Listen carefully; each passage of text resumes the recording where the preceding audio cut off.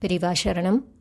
Today we are going to learn the 32nd sloka of Soundarya Lahari. As usual, we will recite the 31st sloka once and then go into the learning of the 32nd sloka.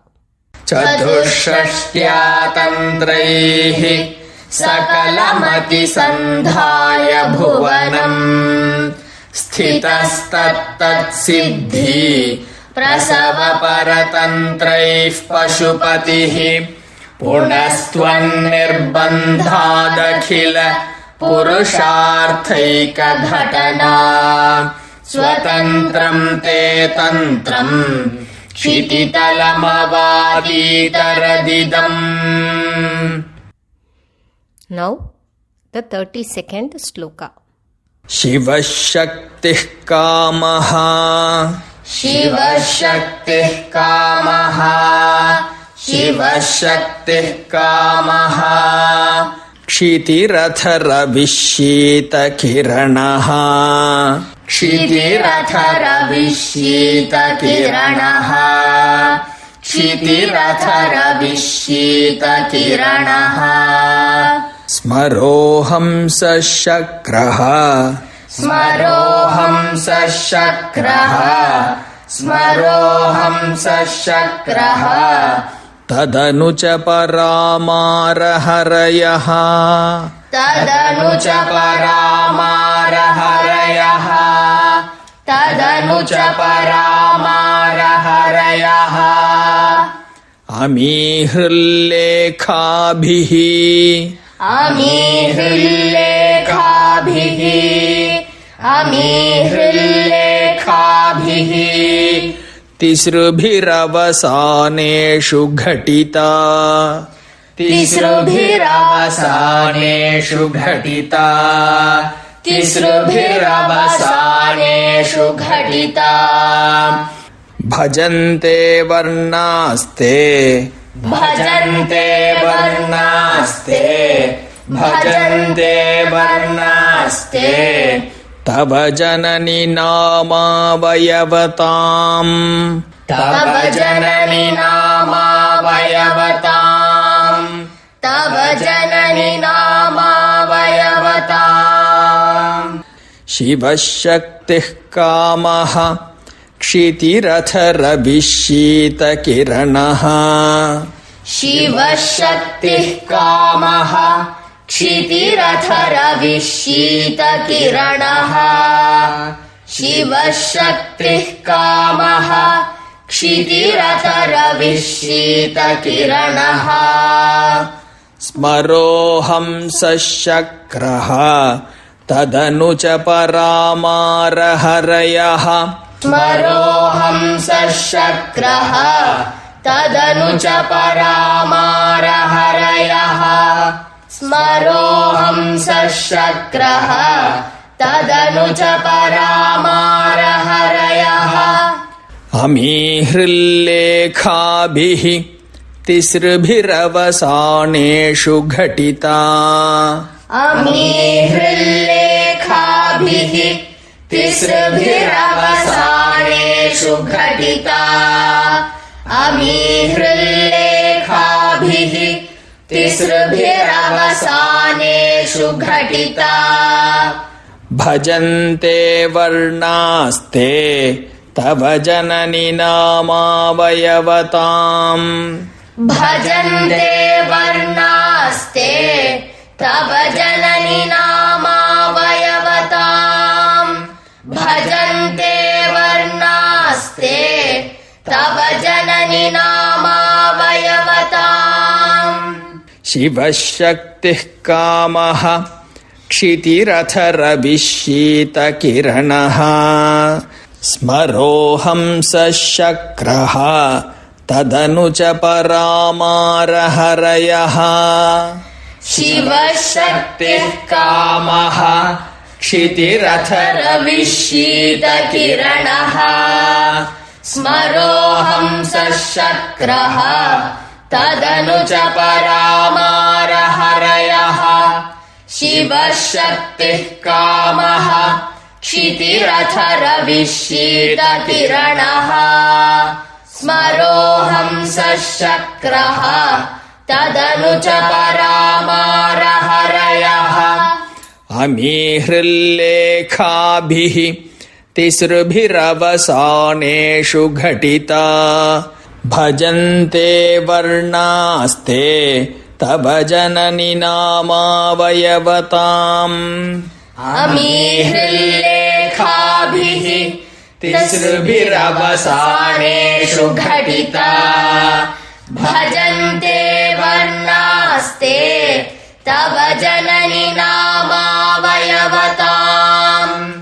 अमीहृल्लेखाभिः तिसृभिरवसानेषु घटिता भजन्ते वर्णास्ते तव जननि नामावयवताम् शिवः शक्तिः कामः क्षितिरथरविशीतकिरणः स्मरोऽहं सशक्रः तदनु च परामारहरयः अमीहृल्लेखाभिः तिसृभिरवसानेषु घटिता भजन्ते वर्णास्ते तव जननि नामावयवताम् शिवः शक्तिः कामः क्षितिरथरविशीतकिरणः स्मरोऽहं सशक्रः तदनु च परामारहरयः अमीहृल्लेखाभिः तिसृभिरवसानेषु घटिता भजन्ते वर्णास्ते तव जननि नामावयवताम् शिवः शक्तिः कामः क्षितिरथरविशीतकिरणः स्मरोऽहं सशक्रः तदनु च परामारहरयः अमीहृल्लेखाभिः तिसृभिरवसानेषु घटिता भजन्ते वर्णास्ते तव जननि नामावयवताम्. We will see the meaning of this shloka line by line. In the previous shloka, that is the 31st shloka, Acharya has given the 64 type of tantras that was given by Lord Shiva and how Ambal pressurized him to give her tantra, which not only gives artha, kama, but also the way or path to moksha. That does not mean that it does not give artha and kama. It gives artha and kama like all the other 64 tantras. But apart from that, this gives one more thing extra, that is a path to moksha, which otherwise would not have been available to the mankind. So she pressurized Lord Shiva to give even that tantra so that we children will benefit from it. In this 32nd shloka, Acharya gives a glimpse of this tantra or the Sri Vidya tantra, but it is not given very directly. He has hidden it or masked it in the form of a shloka. He has given some of the bija aksharas that constitute the mantra of Sri Vidya Tantram are hidden in this shloka. Why has he hidden it? Ambal herself has compelled Lord Shiva and magnanimously given this tantra to the human race. But now Acharya here has masked or hidden it inside a shloka so that we do not get to know what that bija mantras are. Why is this? We have to understand that not everyone is in that plane to understand properly what the Sri Vidya Tantram is. We have talked about this earlier itself. The Sri Vidya Tantram or the Devi Upasana that we say is not something that you can do of yourself. There might be a question in our minds as we say, Ambal is Janani, which means Ambal is the mother to everyone. All living and non-living things that exist in this universe, for all that, she is the mother. Because she is the mother, what is she going to do even if we do this upasana by ourselves? She will forgive us because she is our mother. Even in our practical lives, we take a little bit extra advantage of our mother rather than our father. We are little scared of our father, we could say. Or, to put it in other words, we have a lot of liberty with our mother rather than with our father. So, does that mean that we have this liberty also with Ambal, who is our mother? Yes, we have to say that we do have some liberty because she is filled with compassion. Her Swarupam itself is compassion and love. But you have to understand, she is not just your mother. She also is the Maharagni of this universe. That is, she is a sovereign queen who administers this world. Just as we say she is the Janani, she is also the Maharagni, which comes to the point that even though she is your mother, she is a Maharagni or the queen of this universe, which means you have to approach her with that respect. This is one aspect. People might easily say that, yes, we do respect our mother, we do love her as well.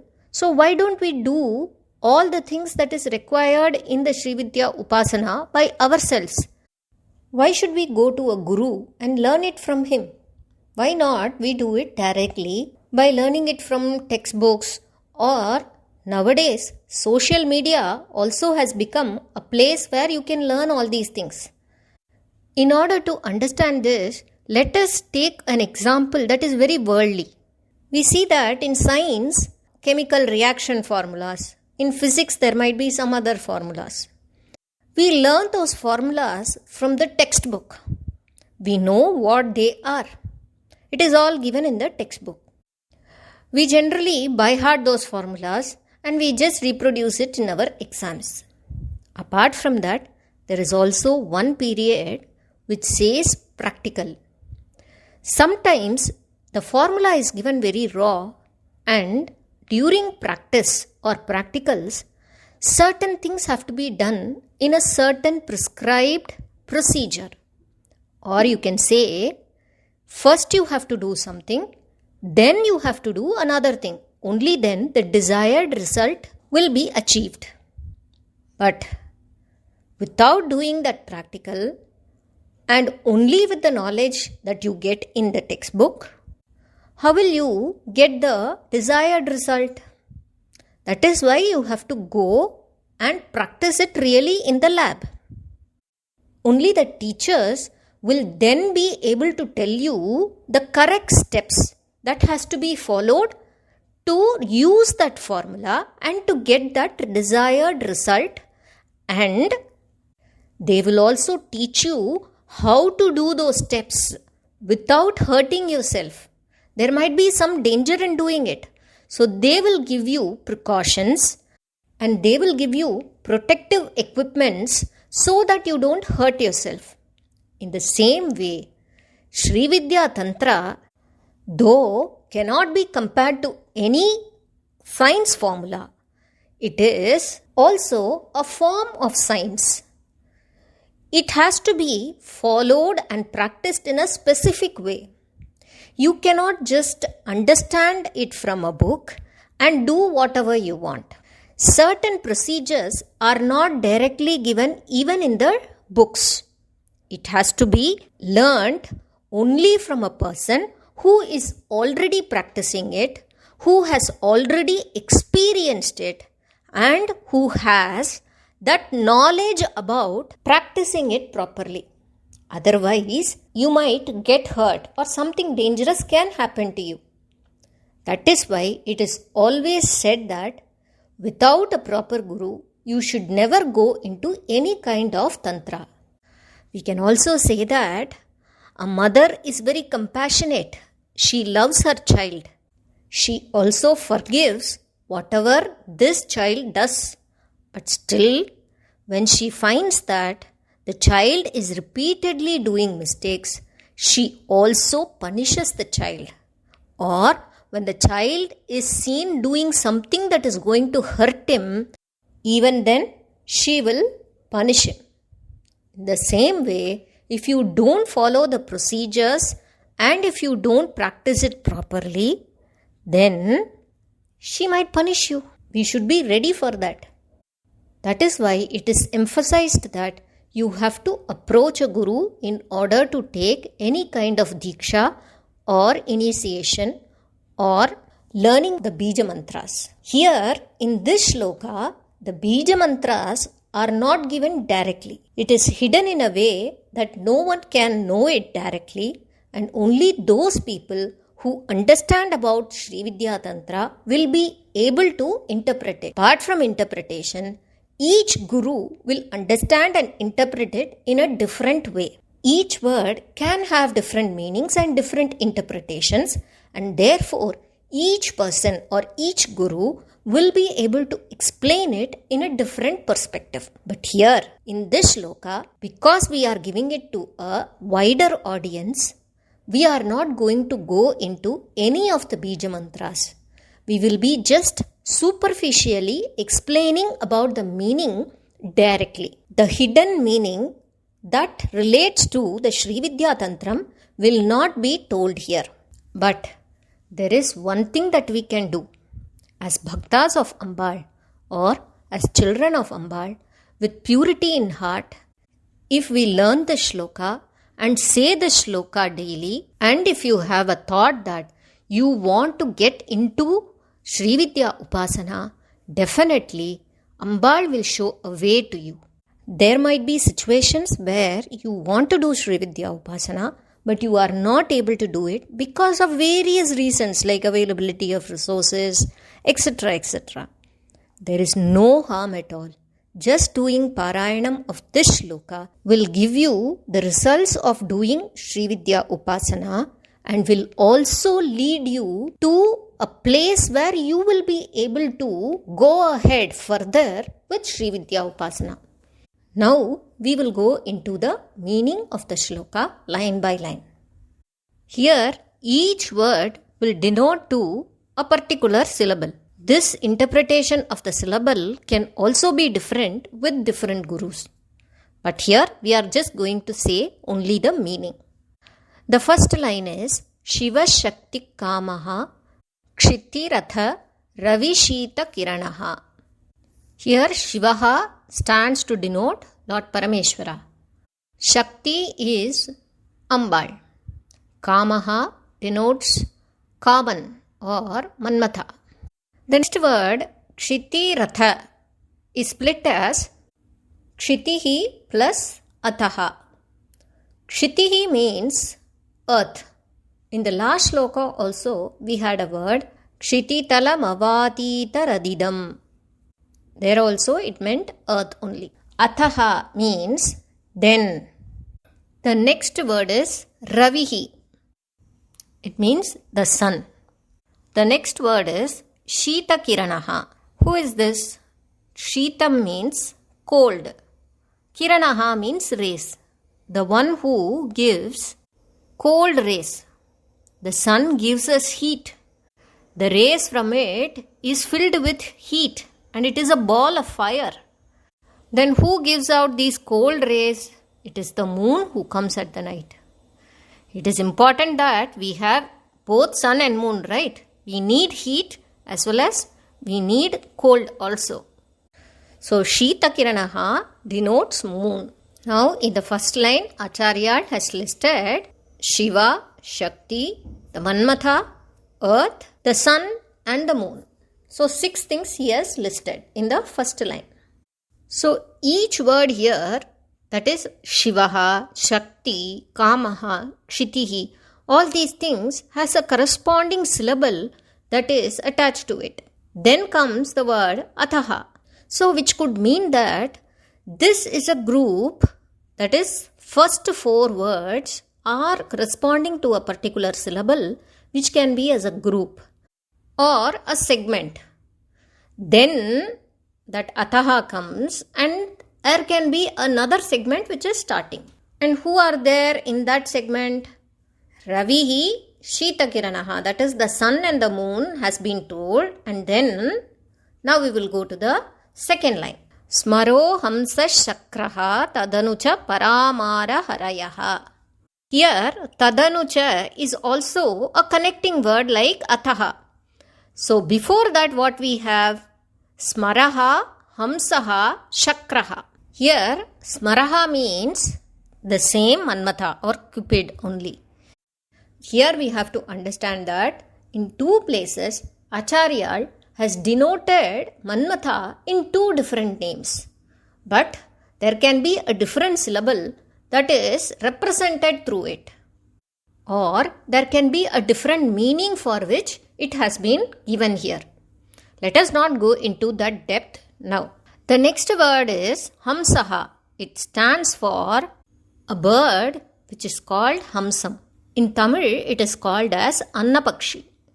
We cannot see them now and they are supposed to be extinct. They are supposed to be very divine and unique, and that is why we use them as an adjective to call our many sadhus, like a particular name of the sadhu and then Paramahamsaha.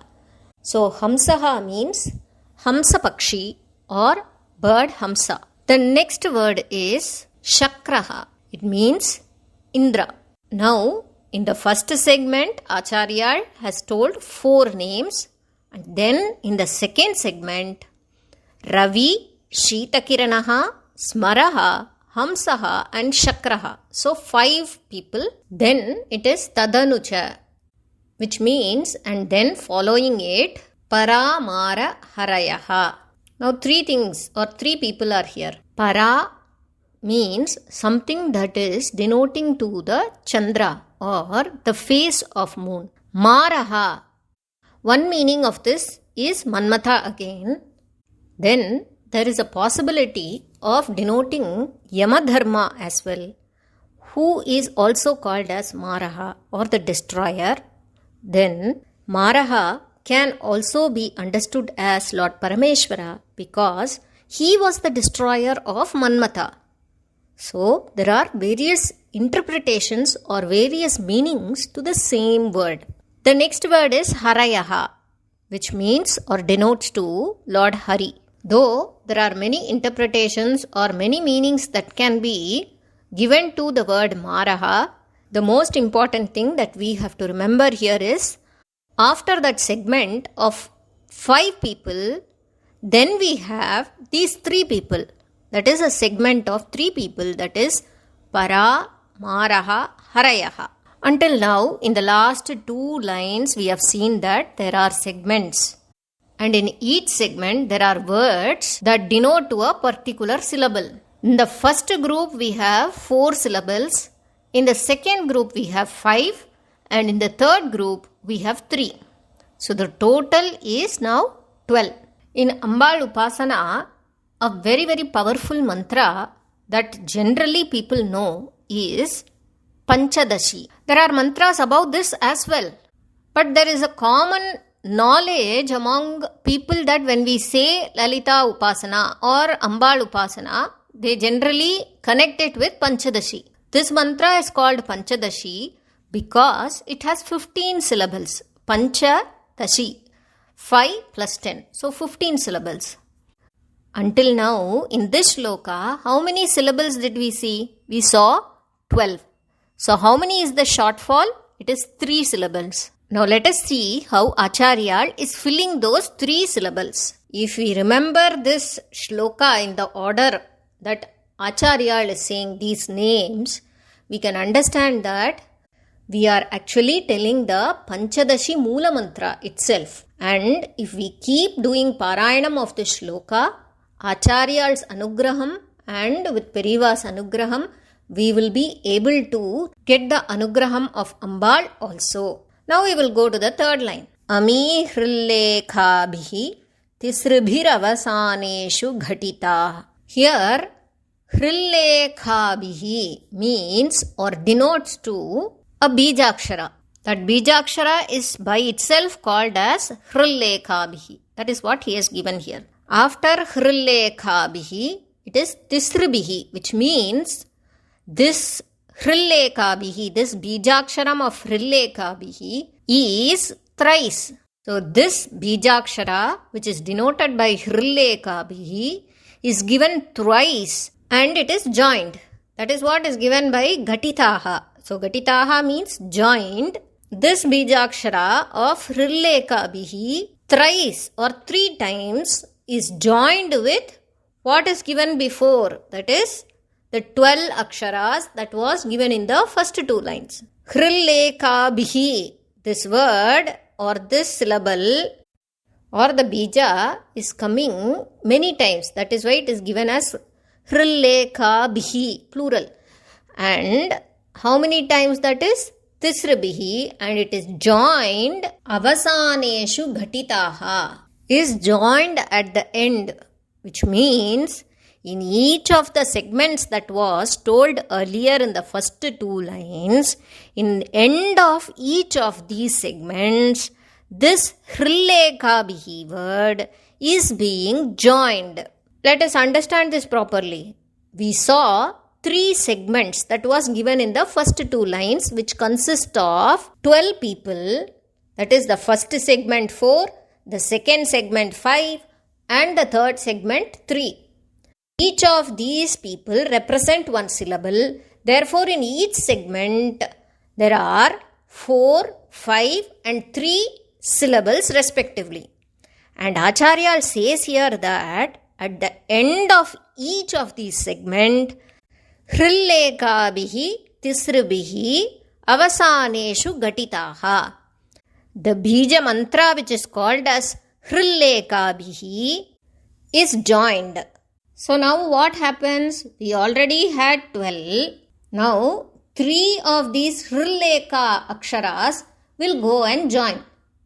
Then how much it will become? It will become 15 aksharas. So now we can see that this Panchadashi Mahamantra, or the syllables that are there in the Panchadashi Mahamantra, has been given in a hidden form in this shloka by Acharya. Now these aksharas that form the Panchadashi mantra are called as varnas. Lalitha Sahasranamam calls out Ambal as Matrika Varna Rupini. Here also Varna means those aksharas. So Ambal herself is in the rupam of those Matrika aksharas. If we have to properly say this in English, varnas and swaras etc. can be compared to vowels and consonant in English. Now we will go to the next line. Bhajante varnaste tava janani nama vayavatam. Bhajante is they become or they get transformed. Who are they? That is varnaha te. Varnaha means syllables. Te, that is your syllables. Tava janani, that is he janani, ho mata. Nama avayavatam. It can be split as nama avayavatam. Avayavatam means part of. Nama avayavatam means nama is your name. So part of your name. What does this line mean totally? In the above 3 lines, Acharya has given how the aksharas form the mantra that is made up of 15 syllables. These syllables, what they become, that is bhajante. What do they become? They get to a very high state of becoming a part of your name. This means that these aksharas are the swarupa of Ambal herself, which means they get to become Ambal themselves. So if you say these aksharas, then you are saying the name of Ambal.